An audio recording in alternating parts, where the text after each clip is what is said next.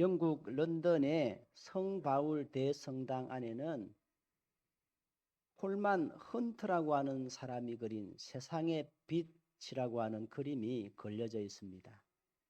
이 그림은요, 오늘 본문인 요한계시록 3장 20절 말씀을 읽고 영감을 받아서 그려진 그림이라고 합니다. 첫 번째 그림 앞부분을 다시 보시면요, 왼쪽에 이 그림을 자세히 보시면요, 가시면류관을 서신 예수님이 등불을 들고 문 밖에 서서 문을 두드리고 서 있는 그런 모습입니다. 그분 앞에는요, 오랫동안 아무도 찾아오는 이가 없었는지 잡초가 무성한 그런 모습입니다. 헌트가 이 그림을 그린 다음에 친구에게 이 그림을 보여주었더니 이 친구가 그림을 가만히 보더니만 참 훌륭한 그림인데 여기 이 집에 문고리가 하나도 없네, 그렇게 이야기하더라는 거예요. 그때 헌트가 이렇게 이야기합니다. 이 집의 문은 안에서만 열 수 있는 문이라네. 밖에서는 절대로 열 수 없는 문이야. 그렇게 대답했다고 합니다. 참으로 의미가 있는 말씀이지 않습니까? 어떤 목사님이 한 성도의 가정을 신방을 했습니다. 똑똑 노크를 합니다.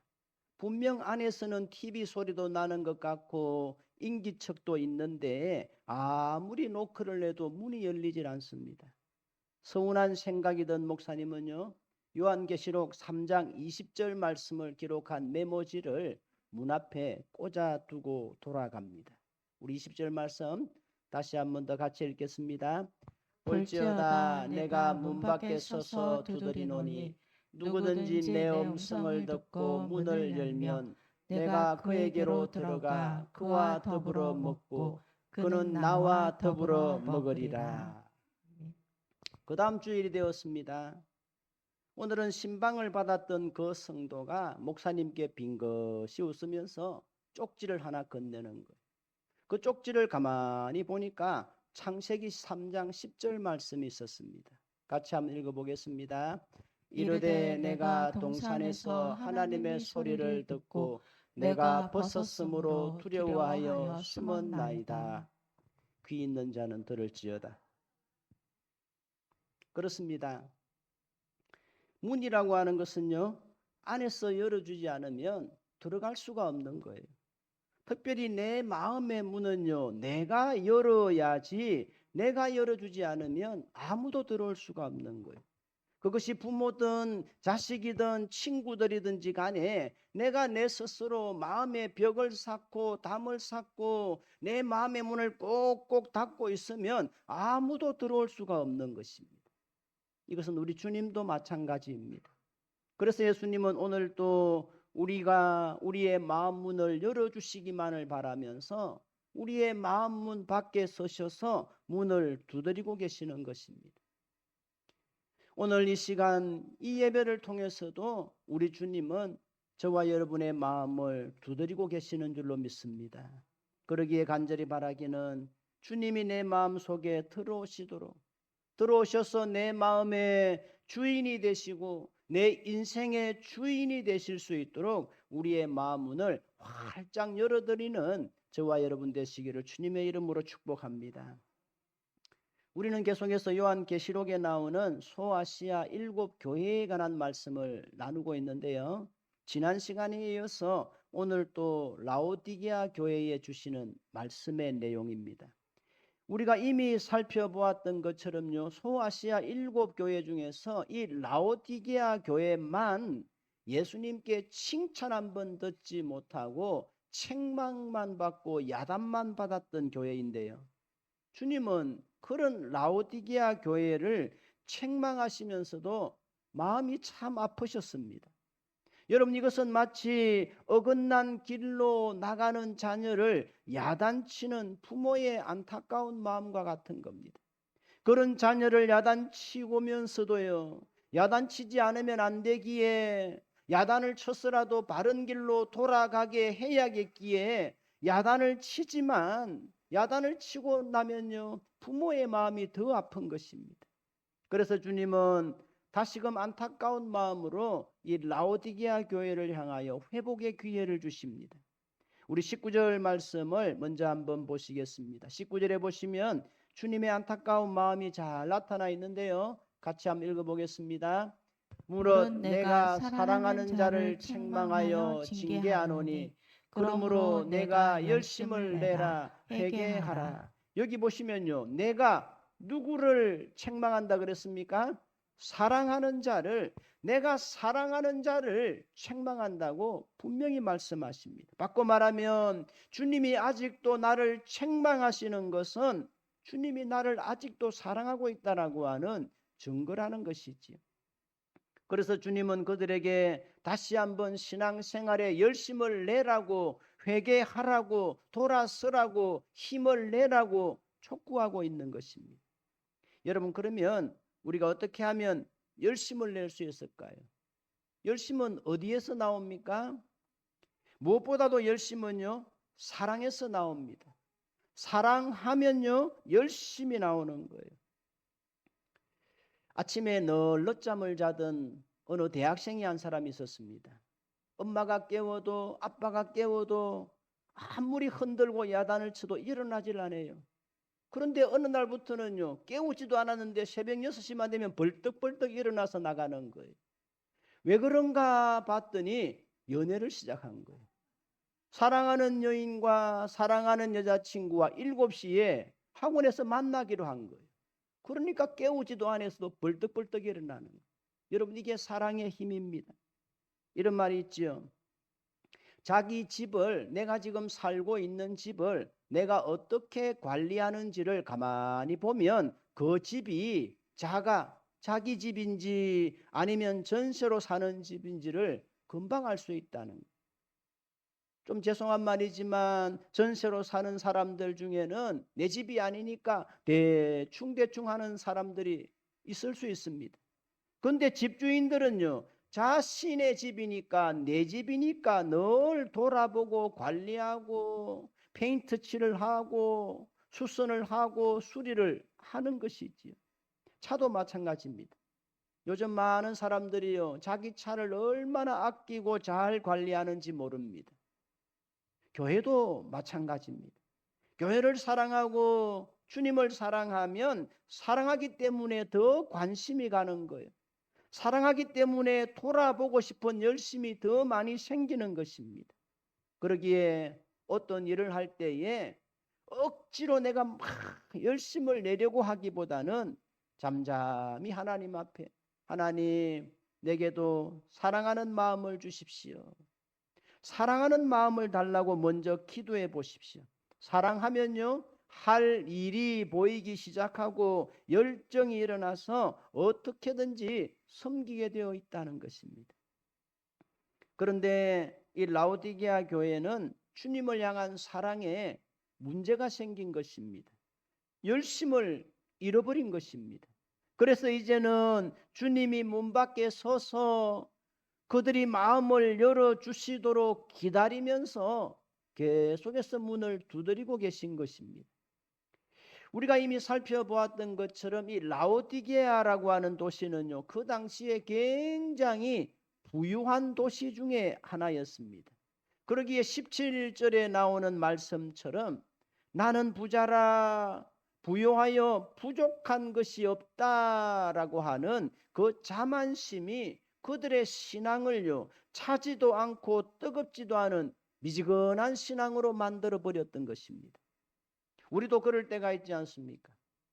경제적인 어려움이 찾아오고 육신의 약함이 찾아오고 자녀들에게 문제가 생길 때는 믿음이 뜨거워집니다. 하나님 앞에 간절한 마음이 생깁니다. 그러다가 문제가 해결되고 나면 나도 모르게 나태해지는 우리의 모습들을 종종 볼 때가 있지 않습니까? 예배가 멀어지고 믿음도 약해집니다. 말씀도 잘 들리지 않습니다. 그러기에 우리는 우리의 가정이 평안하고 내가 좀 살만한 때를 만나거든 이 모든 것이 다 하나님의 은혜인 것을 믿고 신앙생활을 더 잘하는 성도가 되어야 되지, 그것 때문에 신앙이 나태해지거나 신앙의 열심을 잃어버려서는 안 된다라고 하는 것입니다.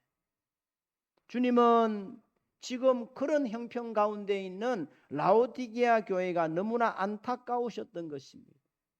그래서 주님은 오늘 또 라오디게아 성도들의 마음을 두드리시고 오늘 저와 여러분 한 사람 한 사람의 마음도 두드리고 계시는 것입니다. 그러면 주님은 어떻게 우리의 마음 문을 두드리십니까? 먼저는 주님의 말씀을 통해서 두드리십니다. 오늘도 우리가 하나님의 말씀을 읽을 때, 혹시나 하나님의 말씀을 들을 때 문득 주님이 나의 마음 문을 두드리고 계시는구나, 주님이 나의 마음 문을 두드리는 것 같이 느껴지실 때는 없으십니까? 여러분, 이것이 곧 은혜인 것을 알아야 합니다. 하나님의 말씀이 내 귀에 들려오고 내 마음에 감동으로 다가오는 것, 이것이 은혜고, 이것이야말로 지금 또 예수님이 내 마음의 문을 두드리고 계시다는 가장 확실한 증거고, 내게 임하는 가장 큰 은혜라고 하는 것을 기억하시기를 바랍니다.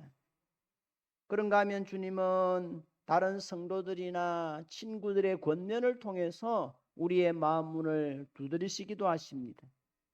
또 어떤 때는 고난이나 환난을 통해서 내 마음 문을 두드리기도 하시고, 어떤 때는 경제적인 어려움이나 질병을 통해서 내 마음의 문을 두드리실 때도 있습니다. 그런가 하면 우리의 실패나 마음의 외로움을 통해서 내 마음의 문을 두드리실 때도 있습니다. 계속되는 이 두드림은요, 하나님의 끈질긴 사랑을 보여줍니다. 우리는 종종 주님의 음성을 무시하고 우리의 마음을 꽉 닫아버릴 때도 있지만, 그럼에도 불구하고 주님은 포기하지 않으십니다. 계속해서 우리에게 말씀으로 찾아오시고 상황을 통해서, 사람을 통해서, 양심을 통해서 우리의 마음을 두드리시는 것입니다. 여러분, 혹시 요즘 여러분의 삶 가운데 예상치 못한 어려움이 찾아오거나 마음이 흔들리는 그런 사건을 경험하고 계시지는 않으십니까? 어쩌면 그것이야말로 주님의 노크일 수도 있습니다. 주님은 미지근한 라오디게아 교회를 향해서 계속해서 문을 두드리셨습니다. 열심히 식은 그들의 마음 문을 두드리셨습니다. 사랑이 식어버리고, 믿음이 식어버리고, 기도가 식어버리고, 봉사가 식어버린 그들의 마음 문을 계속해서 두드리셨습니다. 이처럼 주님은 오늘 우리의 마음의 문도 두드리십니다. 우리의 신앙이 미지근해질 때 주님은 우리에게 오셔서 다시 한번 힘을 낼 수 있도록 문을 두드리십니다. 때로는 죄의 자리에 있거나 잘못된 길로 갈 때에도 주님은 오셔서 김 집사, 너는 언제까지 거기에 머무를 거냐 그러시면서 우리의 마음 문을 두드리십니다. 때로는 누군가와 다투고 자존심을 내세우고 있을 때에도 주님은 찾아오셔서 박 집사야, 언제까지 그러고 있을래? 언제까지 자존심 싸움할래? 그러시면서 우리의 마음 문을 두드리십니다. 로마 황제는요, 힘이 있었기 때문에 어디든지 쳐들어갔습니다. 고린도에도 쳐들어갔고 에베소에도 쳐들어갔고 이곳 라오디게아까지 쳐들어왔습니다. 그러나 만왕의 왕이 되신 우리 주님은 언제나 우리 스스로 마음의 문을 열어주실 때까지 기다리시고 우리의 문을 두드리시는 하나님이십니다.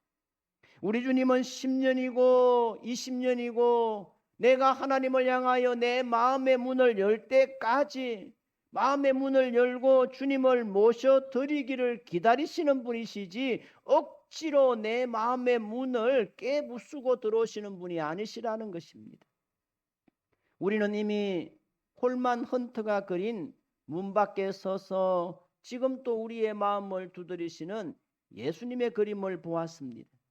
이 문을 자세히 보시면요, 문에 문고리가 없기 때문에 밖에서는 절대로 열 수가 없습니다. 그 문은 오직 우리 자신만 열 수 있습니다. 그러기에 그 문은 내가 열어야 되고 우리 자신이 열어야 되는 것입니다. 우리가 우리의 닫힌 마음의 문을 열고 예수 그리스도를 영접할 때에 주님은 비로소 내 안에 오셔서 평안을 주시고 기쁨을 주실 것입니다. 여러분들은 이 예수님을 여러분의 마음속에 모셔드리셨습니까?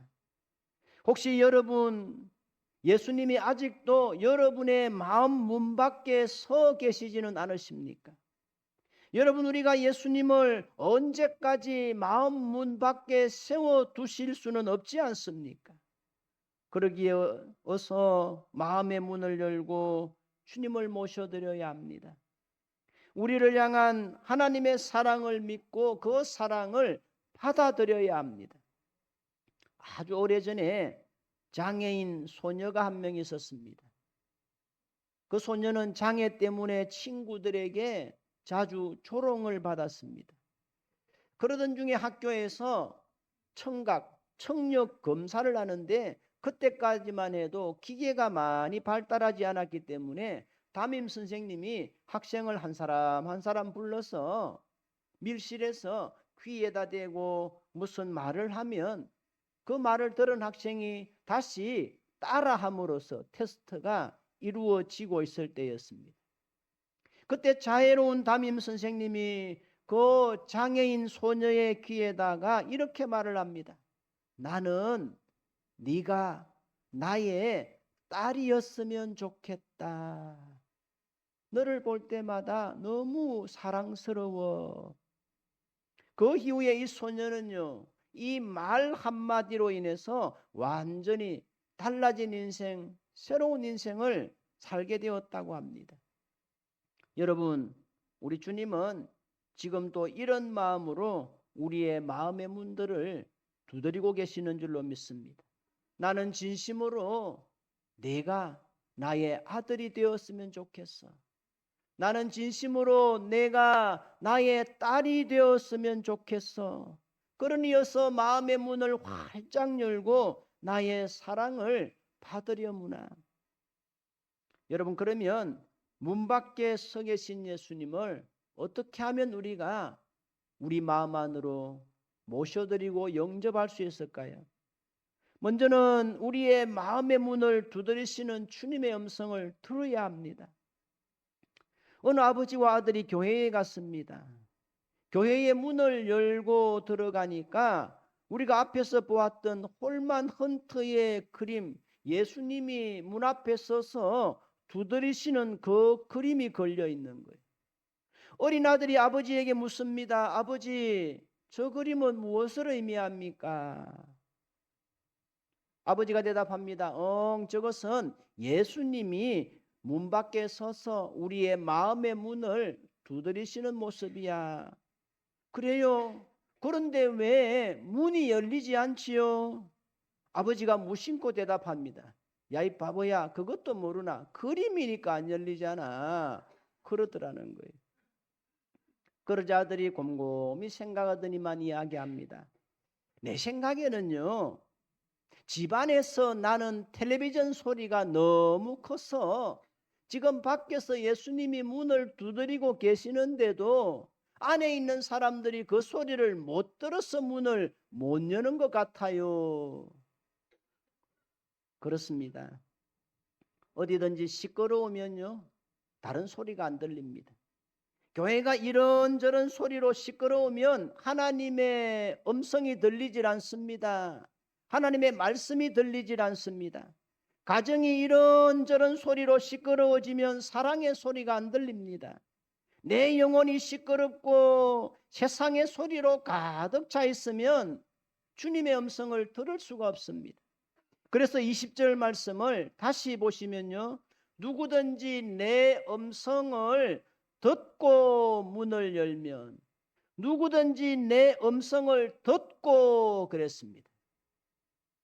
하나님의 음성을 듣는 사람이 문을 열 수 있고 문을 열어야 주님이 들어오신다는 말씀입니다. 주님은 지금 이 시간에도 우리의 마음속에 들어오시려고 우리의 마음 문을 두드리고 계시는 것입니다. 여기서 우리의 마음의 문을 계속해서 두드리시는 예수님의 모습 속에서 우리를 향한 예수님의 사랑을 볼 수 있습니다. 여러분, 우리가 사극 드라마를 보면요, 종종 충신이었던 사람이 어느 날 갑자기 역적으로 몰려서 체포를 당하는 그런 장면들을 보게 되는데요. 그때 여러분, 어명을 집행하러 온 관리들이 군사들을 데리고 와서 어떻게 합니까? 어명이다, 문을 열어라, 빨리 열어라. 그 소리를 듣고 빨리 문을 열지 않으면 어떻게 합니까? 병사들이 담을 넘어가고 앞에 대문을 부수면서 그렇게 들어가는 거예요. 이것은 아무리 보아도 사랑의 방문이 아닙니다. 그 사람을 잡아 죽이려고 하는 무시무시한 방문이지요. 그러나 우리 주님의 방문은 다릅니다. 우리 주님은 우리의 마음 문에 조용히 다가오셔서 귀를 기울이시면서 똑똑똑 조심조심 노크하십니다. 그때 우리는 세상 일에 너무나 바쁘고 분주해서 우리의 마음 문을 두드리시는 주님의 음성을 듣지 못할 때가 많습니다. 때로는 세상에 찢기고 상해서 우리의 마음의 문을 주님을 향해서 활짝 열어드릴 만큼 마음의 여유가 없을 때도 있습니다. 그럼에도 불구하고 우리 주님은 강제로 우리의 마음 문을 열고 들어오시는 분이 아니십니다. 우리가 우리의 마음 문을 열 때까지 잠잠히 두드리시며 기다리고 계십니다. 예수님은 이미 10년, 20년, 때로는 30년 가까이 저와 여러분 한 사람을 향하여 신실하게 참으시며 기다리시며 우리의 마음 문을 두드리고 계셨습니다. 우리는 이렇듯 우리의 마음의 문을 두드리는 소리를 들을 수 있어야 합니다. 그래야 우리가 살고 우리 가정이 살고 회복이 되는 겁니다. 오늘날 우리는 수많은 소리의 홍수 가운데 살아갑니다. 눈을 뜨면서부터 잠자리에 들 때까지 우리가 원하든지 원하지 않든지 간에 우리의 귀에는 수많은 소리들이 들려옵니다. 그 중에는 우리를 속이려고 하는 미혹의 소리도 있습니다. 이단의 소리도 있습니다. 사기꾼의 소리도 있고 보이스 피싱의 소리도 있습니다. 여러분, 엊그제 뉴스를 보셨겠지만 우리나라 대학생 한 명이 통장을 만들어서 해외에 나가면 많은 돈을 준다는 그 소리에 통장을 만들어서 캄보디아에 갔다가 결국은 중국인들에게 붙잡혀서 고문을 당하다가 죽은 사건이 있었습니다. 여러분, 이 얼마나 안타까운 일입니까? 그런데 오늘 우리 주위에는요, 이렇듯 우리를 속이려고 하는 소리들이 얼마나 많은지 모릅니다. 그런데 그런 소리를 듣고 우리의 마음의 문을 열면 망할 수밖에 없는 것입니다. 그러기에 우리는 이런 세상의 허탄한 소리나 유혹의 소리가 아니라 오늘 또 우리를 사랑하는 마음으로 우리를 살리시기 위해서 우리의 마음 문을 두드리시는 주님의 음성을 들어야 합니다. 주님은 오늘 또 우리를 살리기 위해서, 우리 인생을 회복시키시기 위해서, 우리 가정을 회복시키시기 위해서, 우리 자녀를 하나님 앞에 돌아오게 하시기 위해서 계속해서 우리의 마음 문을 두드리고 계심에도 불구하고 선뜻 우리가 마음의 문을 열지 못하고 결단하지 못하고 주저주저하는 이유는 무엇입니까? 우리가 주님의 음성에 즉각적으로 응답하지 못하는 이유가 무엇입니까? 어떤 이들은 이런 이유를 댈 것입니다. 주님, 요즘 세상이요, 얼마나 재미있는지 몰라요. 그냥 나 좀 이렇게 좀 더 살도록 당분간 한 10년간만 내버려 두세요. 10년 지나서 힘 빠지고 돈 떨어지면 내가 주님께로 돌아갈게요. 또 주님 아시잖아요. 나 지금 너무 바빠요. 너무 할 일이 많아서 안 됩니다. 또 어떤 분은 주님, 지금은 내가 너무 피곤해서 안 돼요. 그러면서 주저주저합니다. 혹시 여러분 가운데는 지금 또 안타까운 모습으로 내 마음의 문을 두드리고 계시는 주님의 간절한 음성을 듣고 계심에도 불구하고 마음의 문을 꼭 닫고 계신 분들은 없습니까? 이웃에 사는 친구가 와서 문을 두드리면 반가운 얼굴로 막 뛰어나가서 문을 열고 맞을 줄은 알면서도 여러분들에게 참된 평안과 생명을 주시기 위해서 찾아오시는 주님께는 왜 마음의 문을 열어드리지 못합니까? 이것이 우리의 비극이고 교만인 것입니다. 영국의 왕이었던 에드워드 8세가 한 번은 빈민가를 순찰하게 되었습니다. 그 중에서도 특별히 더 가난해 보이는 어느 한 집을 발견하고는 처근한 마음에 내가 가서 좀 도와주어야 되겠다. 뭐 좀 필요한 거 있으면 내가 좀 해결해 주어야 되겠다. 그런 마음으로 그 집의 문을 두드렸습니다. 그러자 방 안에서 나는 신경질 같은 소리가 들려옵니다. 아니, 이 밤중에 그 누구요?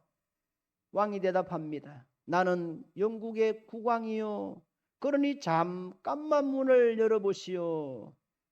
그러자 안에서 또 들려옵니다. 뭐? 당신이 국왕이라고? 쓸데없는 소리 하지 말고 빨리 꺼지시오. 그러면서 문을 열어주지 않았습니다.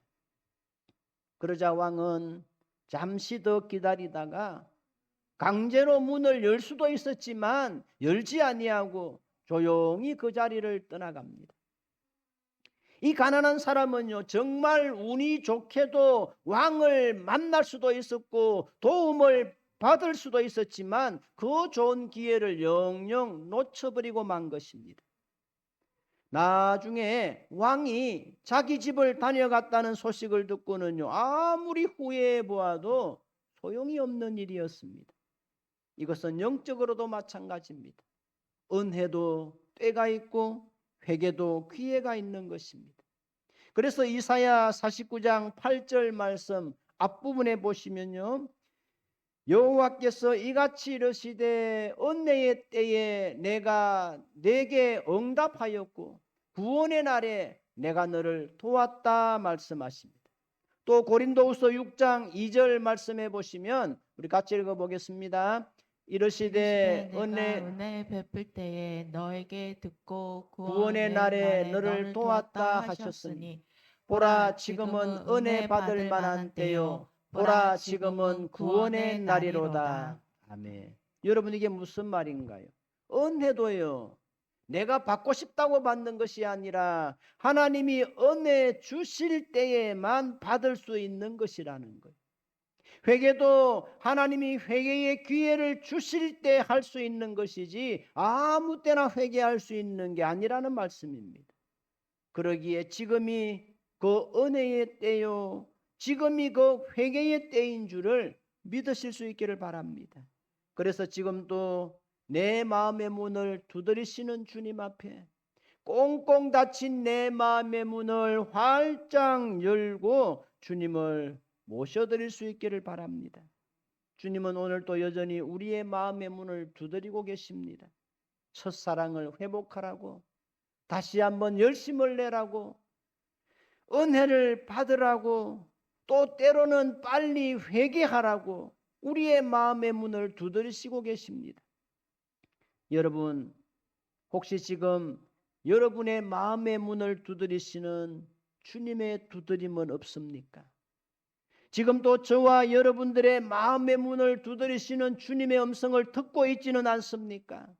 주님을 향한 첫사랑을 회복하고 그 은혜의 자리, 그 기도의 자리를 회복하라는 주님의 음성을 듣고 있지는 않습니까?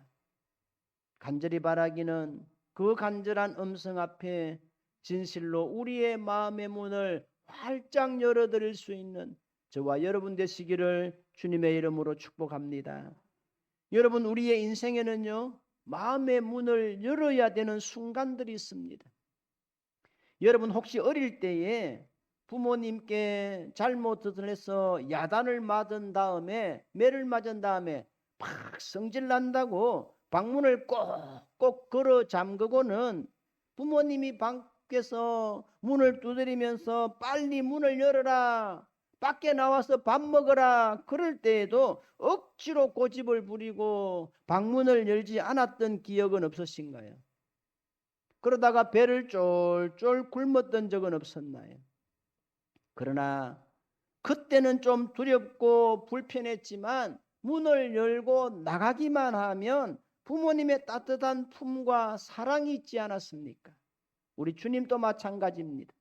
주님은 우리가 닫힌 우리의 마음의 문을 열기만 하면 내 안에 들어오셔서 나와 더불어 먹고 마시리라 말씀합니다. 여러분, 밥은 아무나 하고 먹습니까? 아니거든요. 친밀한 사람하고 먹는 거고 마음이 편해야 먹는 겁니다. 고대 사회에서도 식탁의 교제는 친밀함의 상징이었습니다. 이처럼 주님은 우리와 함께 밥을 드시며 인격적인 교제를 나누기를 원하십니다. 여러분, 이보다 더 복된 일이 어디 있습니까? 이보다 더 영광스러운 일이 어디 있습니까? 혹시 우리 가운데 아직도 우리 주님을 마음 문 밖에 세워두고 마음 문을 열지 못하는 분이 계시지는 않으십니까? 이제 우리의 선택만 남았습니다. 오늘도 주님은 여전히 우리의 문 앞에 서 계십니다. 그런 주님을 내가 마음의 문을 활짝 열고 모셔 드릴 것인가? 아니면 여전히 미지근한 마음에 바쁘다는 핑계로 밖에 세워둘 것인가? 그것은 전적으로 저와 여러분들의 선택에 달려 있습니다. 그러기에 이제 우리는 이 말씀 앞에서 결단해야 합니다. 오늘 바로 이 시간 이 자리에서 우리의 마음의 문을 열고 주님을 내 마음속에 모셔 드려야 합니다.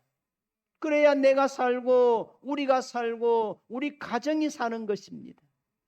간절히 바라기는 지금 이 시간 우리의 마음이 어떠하든지 간에 우리의 형편이 어떠하든지 간에 이 말씀 앞에서 우리의 마음의 문을 활짝 열어놓고 주님을 온전히 내 마음의 중심에 모시고 내 마음의 주인으로 모실 수 있기를 바랍니다. 그럴 때 우리를 향한 하나님의 은혜의 문도 열릴 것이고 축복의 문도 열릴 것이고 기도의 응답의 문도 활짝 열려서 더 복된 인생, 힘 있는 인생을 살아가게 되어질 줄로 믿습니다. 간절히 바라기는 우리 모두 다 그런 복된 인생 살아가게 되시기를 우리 주님의 이름으로 축복합니다. 아멘.